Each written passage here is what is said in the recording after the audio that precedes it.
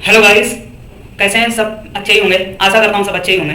देखिए, अपना रीजनिंग का सेशन आगे बढ़ाते हुए आज नया टॉपिक है कैलेंडर। कैलेंडर का अगला टॉपिक अब हम कवर करेंगे। इसमें आप बेहतरीन सीखेंगे। देखो, पीछे आप पढ़े होंगे या भी ना पढ़े होंगे, लेकिन अगर कैलेंडर भी पढ़ लेंगे तो आप मेरा पढ़ाया हुआ समझ जाएंगे कि मैं कैसे पढ़ा रहा हूँ। तो देखिए, कैलेंडर कैलेंडर अपने आप में एक चैप्टर, अच्छा चैप्टर है। हर एक कंपटीशन में 2 या 3 क्वेश्चन, कोई भी कंपटीशन ले लीजिए, एसएससी हो, यूपीएससी हो, यूपी ट्रिपल एससी हो, यूपीपीएससी हो, कोई भी स्टेट एग्जाम हो या सेंट्रल एग्जाम्स हो, सभी में 1 या 2 क्वेश्चन जरूर पूछता है।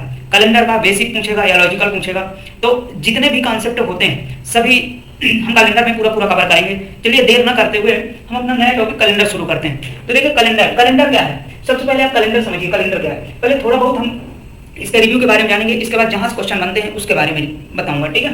चलिए, तो सबसे पहले आप जानिए कैलेंडर क्या है। तो देखिए, कैलेंडर, अगर मैं कैलेंडर की ही बात करूं तो अगर देखिए, कैलेंडर कभी डिफिनीशन नहीं आती, कैलेंडर की कभी डिफिनीशन नहीं आएगी। आप कैलेंडर सिर्फ मैं पढ़ाने के लिए ही बता रहा हूं। अगर आप सपोज दैट पढ़ रहे हैं तो कैलेंडर से पहले होता क्या है? तो देखिए, कैलेंडर होता है किसी वर्ष के दिन, सप्ताह, माह, वर्ष के समुच्चय को कैलेंडर कहते हैं। क्या कहते हैं? कैलेंडर कहते हैं। तो देखिए, कैलेंडर होता क्या है? हमने कहा किसी वर्ष के दिन, सप्ताह, मंथ, वर्ष के समुच्चय को कैलेंडर कहते हैं। तो देखिए, कैलेंडर बेसिकली हुआ क्या कि सबका एक संगठन है। दिन है, सप्ताह है, मंथ है, वर्ष है, इसी के बारे में हम पढ़ते भी हैं, कैलेंडर। तो देखिए, कैलेंडर अब यहाँ पे आया दिन आया है, सप्ताह आया है, मंथ आया है, वर्ष आया है। बस यही 4 पूरे कैलेंडरों में, पूरे कैलेंडर में 4 ही डिस्ट्रीब्यूशन है। 4 के ही बारे में हम पढ़ते हैं, मंथ, दिन, वीक, दिन, सप्ताह, माह, वर्ष, ये 4 ही पढ़ते हैं। 4 के अलावा कोई है ही नहीं। तो सबसे पहले चलिए आप देखते हैं दिन। तो देखिए, दिन क्या होता है? आप डालिए हेडिंग दिन। दिन क्या है? डे। यह देखिए, दिन क्या होता है? अगर मैं पूछूं कैलेंडर का सबसे छोटी इकाई होती है दिन।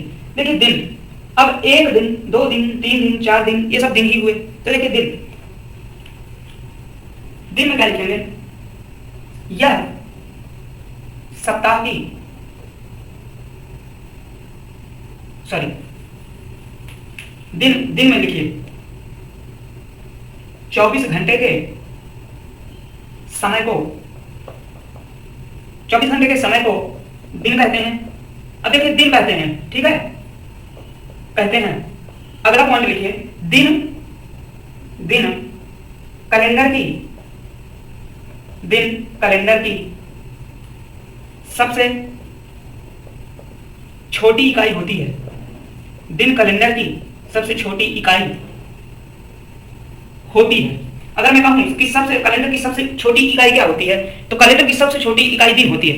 देखो, राइटिंग मत जाइएगा। अगर राइटिंग थोड़ा बहुत वो हो तो मैं बोल भी रहा हूँ। अगर बोल रहा हूँ तो आप लिख भी सकते हैं। तो मतलब मेरे लिखावट मत जाइएगा, मैं बोल रहा हूँ उसको आप लिखते अपने हिसाब से लिखते जाइएगा। इसके बाद आता है सप्ताह। इंग्लिश मीडियम वाले अपना वीक लिख लेंगे। वीक क्या होता है? 7 दिन के समय को 7 दिन के समय को सप्ताह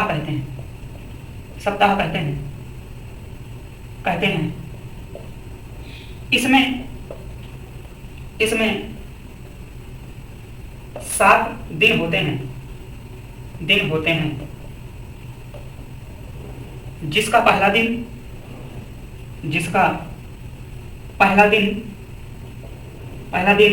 क्या होता है? सप्ताह का पहला दिन हमेशा याद रखेंगे, सोमवार होता है। मंडे होता है, ठीक है। अभी मैं इसका जब कोडेड पढ़ाऊंगा तो इसमें भी मंडे ही आएगा, सोमवार होता है, ठीक है। अब नेक्स्ट आप देखेंगे, अब सप्ताह हो गया, माह। अब चलिए आगे देखते हैं मंथ। देखिए, अगला है मंथ क्या होता है? अब हम दिन देखा, सप्ताह देखा, मंथ, तो इसमें लिखिए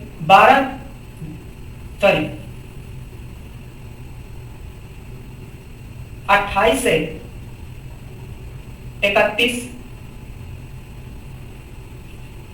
31 दिन के समय को माह कहते हैं।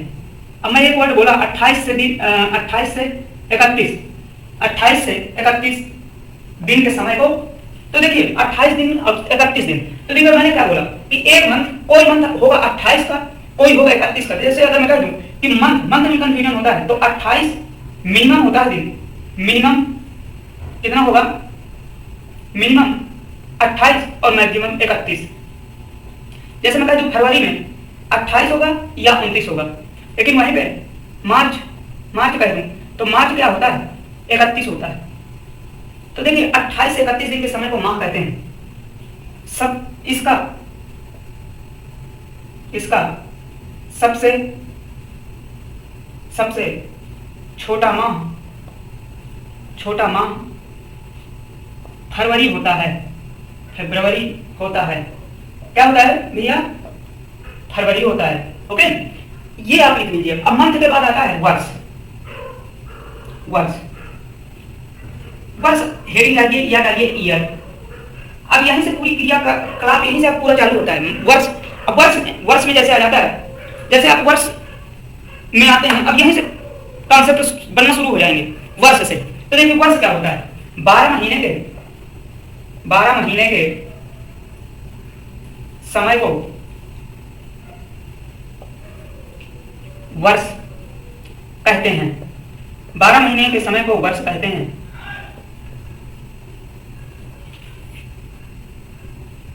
यह 2 प्रकार के होता है, यह 2 प्रकार का होता है।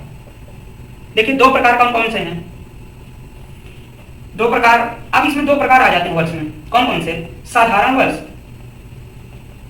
जिसको आप ऑर्डिनरी ईयर कहते हैं, और एक लीप वर्ष या अधिवर्ष, या इसको लीप वर्ष कहते हैं। इसी को कहते हैं ऑर्डिनरी ईयर, इसी को कहते हैं लीप ईयर। अब देखिए लीप ईयर, अब वर्ष के बाद ये आप 4 कंडीशन आपने सीखा, लीप ईयर, साधारण ईयर, दिन, सप्ताह, मंथ, वर्ष, 4 चीज आपने सीखा। अब 4 चीजों में अब मैं सबसे पहले आपको साधारण ईयर और लीप ईयर बताऊंगा। तो अब अगली हेडिंग आप डालेंगे लीप।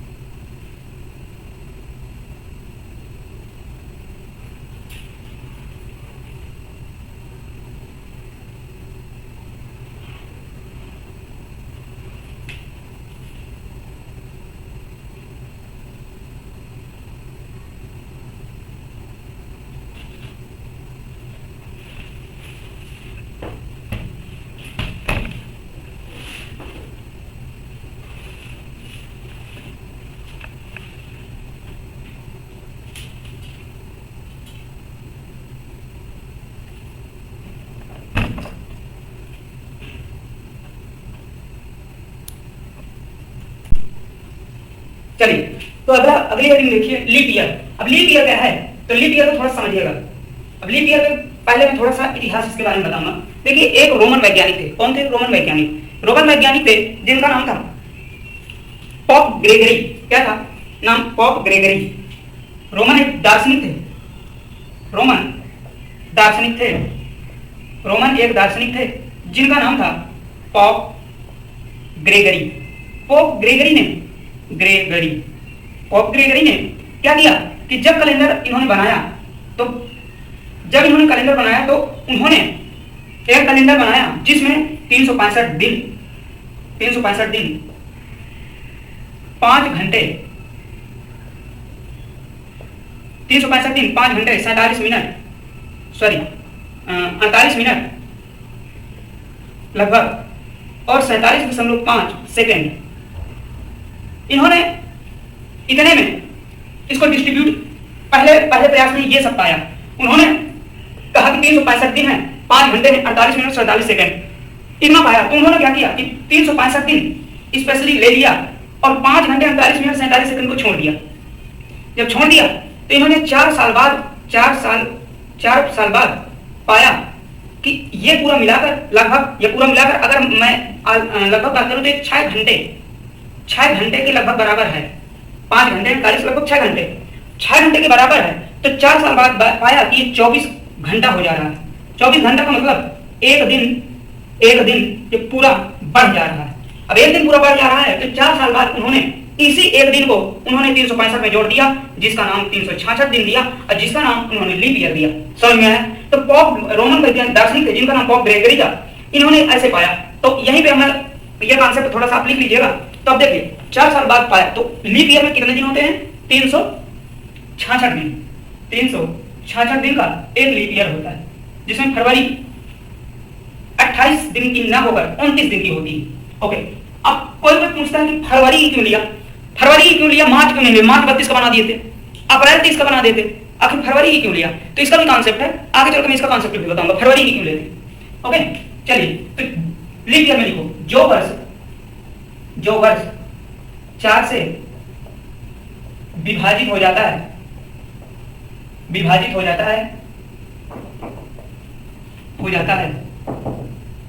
उसे लीप ईयर कहते हैं। इसमें फरवरी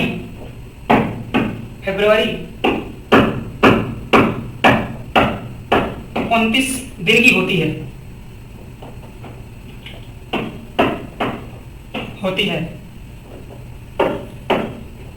ठीक है, अब आ जाता है साधारण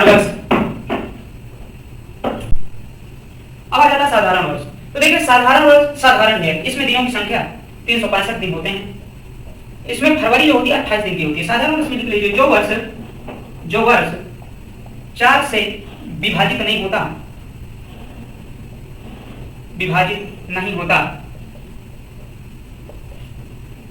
उसे साधारण वर्ष कहते हैं। ओके, अब देखो भैया ये मैंने इतना बता दिया। इसमें दिनों की इसमें फरवरी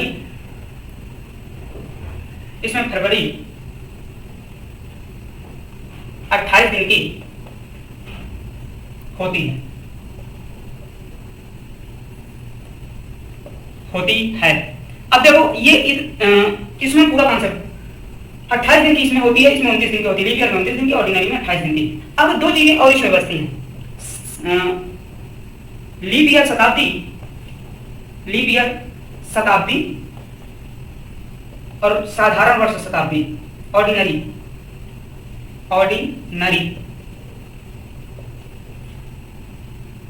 ईयर शताब्दी। ये मैं अगले वीडियो में बताऊंगा। देखो लीप ईयर शताब्दी, ऑर्डिनरी ईयर शताब्दी, ये क्या होती है या तो ये समझ लीजिए, मैं अभी समझा दे रहा हूं। ओके, थोड़ा सा अब ये दो और बनती हैं, एक होती है लीप ईयर शताब्दी, एक होती है ऑर्डिनरी ईयर शताब्दी। चलो अब देखो मैंने लीप ईयर शताब्दी, ऑर्डिनरी ईयर शताब्दी के बारे में बोला था। तो सबसे पहले आप शताब्दी सुनो। शताब्दी क्या होती है? तो शताब्दी एक शब्द है जो कि एक सन होता है, जैसे सेंचुरी, जिसमें अगर कहते हैं कि 1900 क्या है? शताब्दी है। 2000 शताब्दी है। 1700 शताब्दी है। तो ये शताब्दियां होती हैं। अब देखो शताब्दी को दो भागों में बांटा गया है। कौन कौन से? फर्स्ट भाग है साधारण वर्ष शताब्दी और एक है लीप ईयर शताब्दी। तो साधारण वर्ष शताब्दी क्या है? इसमें लिख लो जो शताब्दी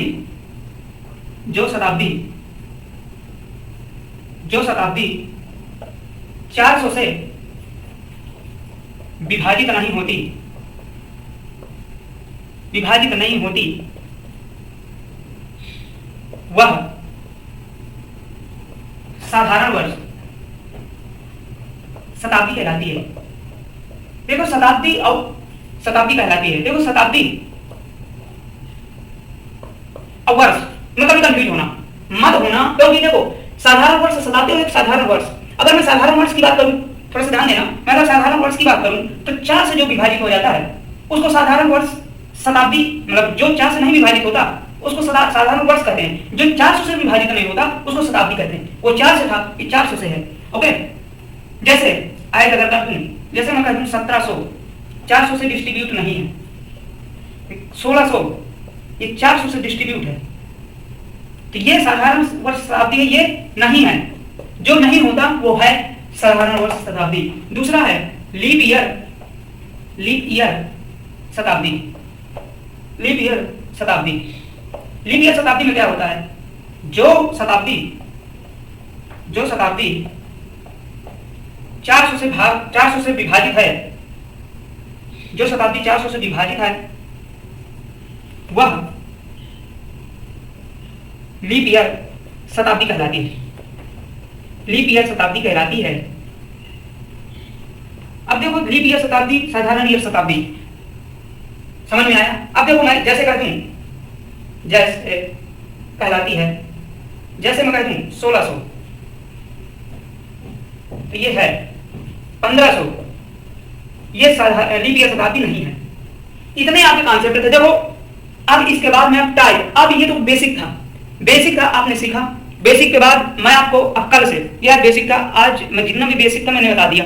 कल से आपको मैं टाइप वाइज, जहां से क्वेश्चन बेसिकली बनते हैं, वो जहां से क्वेश्चन बनते हैं मैं आपको उनसे बताऊंगा। आप जितने भी टाइप बनेंगे मैं सभी करवाऊंगा, आप इसको नोट डाउन कर लीजिएगा। क्योंकि ये कुछ है नहीं इसलिए मैंने थोड़ा स्पीड से करवाया, इसमें कुछ समझाने वाली भी बात नहीं। जो मैं बोलता गया वो आप लिखते जाएंगे। थोड़ा सा बीच में कैमरा डिस्टर्ब हो गया था, मैं चला गया था। और देखो ये माइक जो है मेरा, ये पूरी आवाज ले लेता है, इंडिविजुअली फिल्टर वाला नहीं है। तो कहीं भट्ट भुट्ट, कहीं मतलब जो है ये कई आवाजें आती रहती हैं। तो थोड़ा सा आप इसको इग्नोर करिएगा, मेरे पढ़ाने पे थोड़ा सा ध्यान दीजिएगा। बाकी मैं अपने तरफ से अच्छा कंटेंट दूंगा। देखो मैं ऑफलाइन जब क्लास लेता था तो ऑफलाइन क्लासों में वहाँ बच्चे बैठे हैं, उनका चेहरा देख के पढ़ाने में। यहाँ केवल कैमरा मुझे देख रहा है, मैं कैमरा को देख रहा हूँ। तो यहाँ थोड़ा सा अगर फ्लो भी नहीं बन रहा है या थोड़ा सा मैं अगर बोलने में कोई दिक्कतें आ रही तो आप कमेंट में मुझे बता दीजिएगा, मैं उसको सुधार जरूर करूँगा। ठीक है, बाकी शेष मैं कल की क्लास में करूँगा। आज के लिए यहीं पे ठीक है, यहीं पे समाप्त करते हैं। Okay, thank you.